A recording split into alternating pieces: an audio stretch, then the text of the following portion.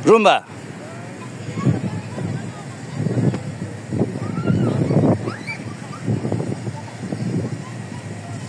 Magandang umaga, mga kabrigada. Nandito tayo sa Baguio Terraces ng SM. Pasyal sagap ng magandang hangin. Okay. Sige, maganda hangin, no? Sariwang sariwa.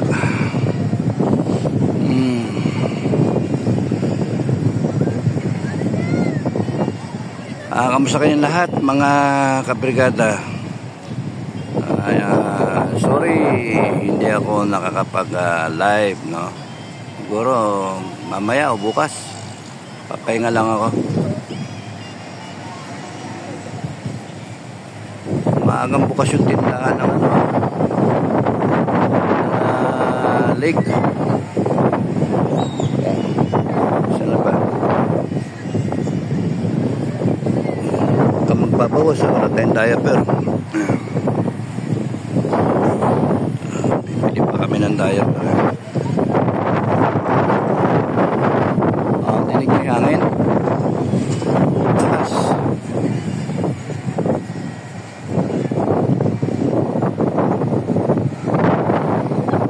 Mga 20 to 30 mph. Takas, tignan niyo yung mga tao.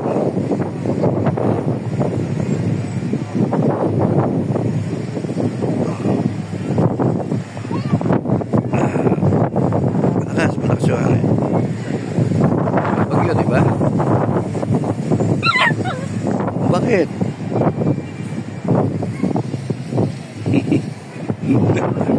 Gusto na umuwi.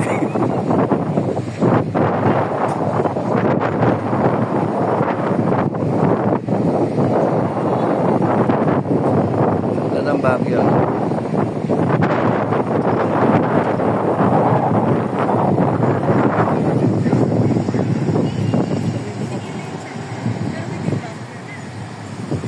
Hindi lang ako post ng video dun sa Ambuklaw kung saan kami. Matitrace kasi kung actual location buti na nag-iingat. Yan, yung mga biyahe-biyahe pa SM okay lang.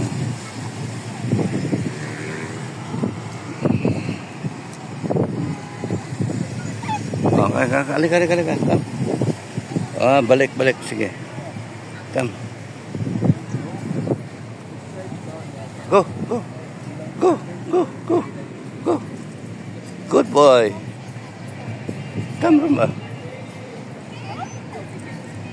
Rumba. Oh. Yeah. Come, Rumba. Oh, go there. Oh. Go there. Welcome.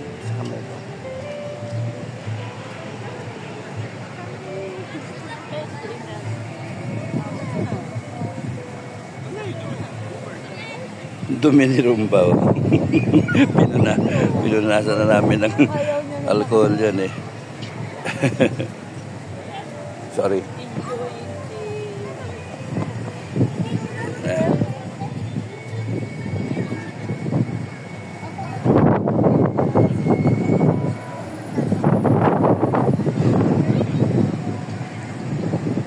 Isang muling na lang ang tingin.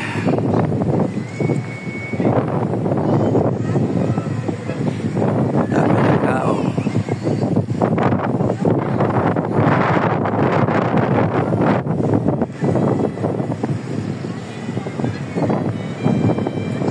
So hindi ako nakababa sa Manila para dun sa conference, at hindi na rin akong nakababa para dun sa reunion ng ng kapatid ko. 4 kami, 2 na lang yung natitira. Kami 3. Ba't ko ba hindi dinadamay yung sarili ko? 3 pa natitira.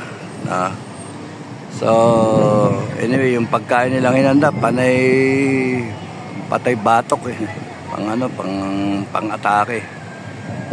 So nag-usap sila na papanik na lang sila para i-meet up ako. Which is okay naman, pumayag ako. Nag-aalangan nga sila baka mapagod ba. Sabi ko okay lang, at least magkita-kita tayo. Baka December patay na ako, at least magkita-kita tayo. Baka December revolution revolution. Magkita-kita na kagad kesa sa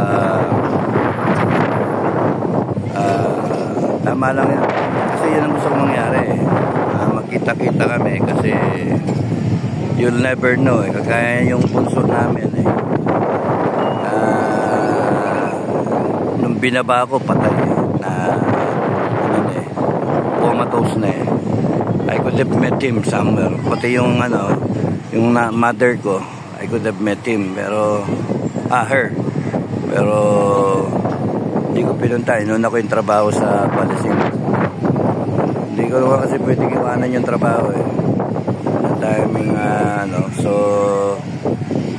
hindi ko nabisita. Tapos noon hindi na nagising si Ermat, kaya nga tas dinilay nila yung libing para sa akin. Inakremate naman pagkagaling ko sa Palasin. Ayun doon na namin nilibing. Doon ko last time na nakita yung kapatid kong bunso, yung binigyan ko ng kidney. So yun yung kwento na malungkot. Ngayon yung isang kapatid, yung panganay, nasa Amerika, nakauwi 2 years ago na kaming hindi nagkita. So talaga nakaplano yun na mag-reunion kami. Yung sumunod sa akin, pakalawa ko yung sumunod sa akin babae, lalaki yung puso. So sila yung papanik to meet up with me. Just in case na isa sa amin tatlo ang matsugi, at least nagkakita-kita ulit. Wala na yung parents namin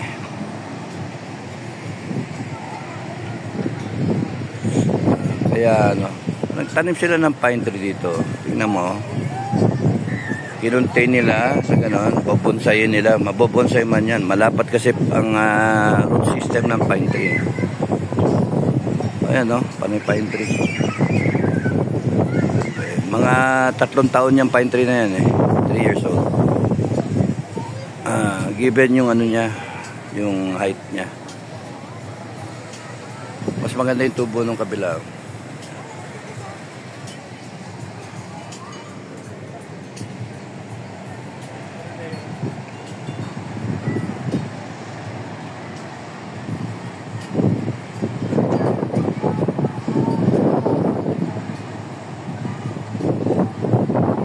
So yung mga nakikinig sa akin ngayon, tingnan ko kung makaka-vlog ako mamaya kung kaya, para din naman kayo masabik ng gusto. Hindi ko pa kaya bukas, bukas ng umaga. Panood lang kayo kay Commander Bukay, Makabayan Metran TV, mag-subscribe kayo doon sa kanya, malapit nang ma-monetize siya Ang mga 500 na lang na subscriber, na siya, ma-monetize na. So kayo mga nanonood sa akin, mag-subscribe kayo kay Makabayan Metran TV. Makabayan Metran TV. Subscribe kayo sa kanya. Yun ang tulong ninyo sa kanya para okay.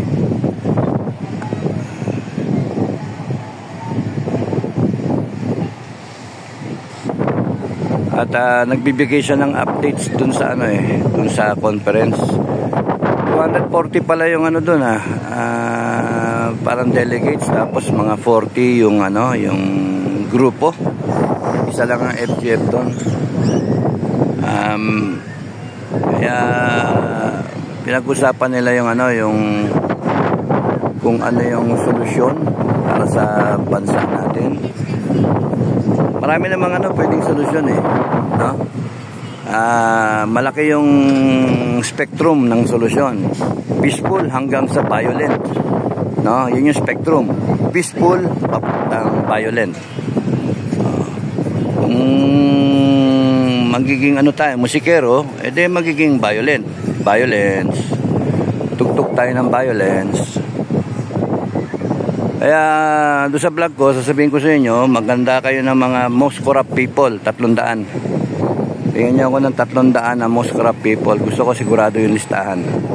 Magsisimula ako ng listahan ng most corrupt people based sa survey ng mga kabrigad ng Pinoy Survivor. There are 60, ilan ba kayo? 65,000. So, bigyan niyo ako ng listahan ng 300 na pinaka-corrupt from top to bottom, no? I don't care kahit barangay captain, kay police, kay military, sinong politiko, bigyan niyo ako ng 300 na pangalan. Just want the list on standby, no? Kaya tingnan natin kung ano ang perception ninyo, sino yung top na and then from there, yung listahan na yun, gawa tayo ng survey kung sino yung number 1, number 2, number 3, number 4. Ano nyo gusto? Top 300, top 100? Okay na yung top 300. Marami. Basta na kaya gusto nyo pangalan. Comment nyo lang mga comment, and then pati ito sa susunod kong vlog. Okay? Maraming salamat sa inyo lahat. God bless everyone. Okay pa naman ako, don't worry. Samanta mo ako. Sige, God bless. Bye-bye.